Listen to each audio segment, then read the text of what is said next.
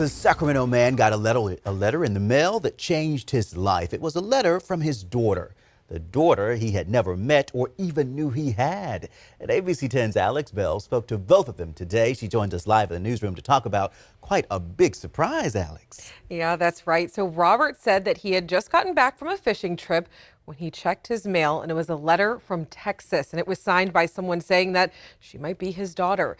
And what happened next is what he calls his salvation.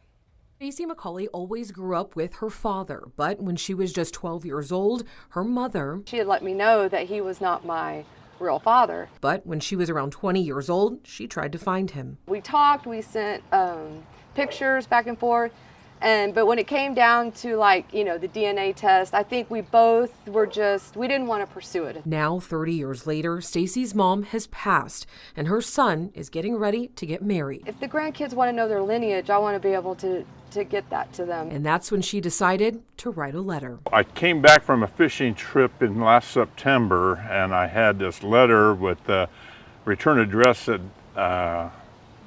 Texas. Robert Suber recalls meeting Stacey's mother back in the 1970s when he was in the Air Force, stationed in Texas. He dated her mother, but then... I got orders for the Philippines. I was going overseas. Eventually, Robert got married and had a daughter named Emily. Tragically, Robert lost his wife to cancer and his daughter to liver failure in the same year. So I lost my family. So that was really hard on me. But that all changed when he got Stacey's letter. She is kind of a salvation for me with the loss of my wife and daughter previously. And so she's rekindled the spirit in me. He called Stacey after reading the letter. I saw Sacramento, and I pretty much knew who it was on the other line, and I thought, oh gosh. So I let it go. I didn't answer.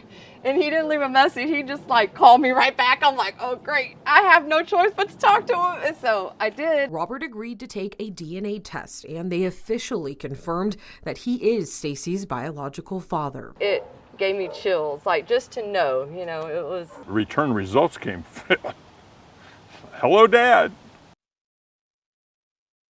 I had certain hobbies that got me out of the house, but the rest of the year, and there was no getting out of bed and looking forward to the next day. So now I've got that plus some. For Stacey and Robert, the timing was just right this time around. Very thankful that we have this time, make up for the 50 years that we've been without one another. But even though they've had to face some difficult conversations. I'm gonna try not to get emotional, but I can't stay in that emotion because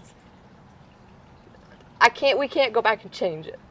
All we have is now and moving forward.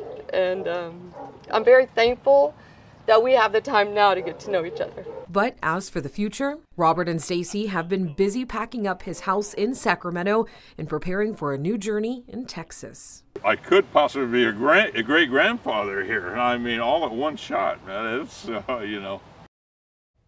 Now, it's not just them that are excited. Their neighbors are too. Actually, Robert and a few of his neighbors reached out to let us know what was going on. And we're happy to also confirm that Robert is moving to Texas. His house should be built in December.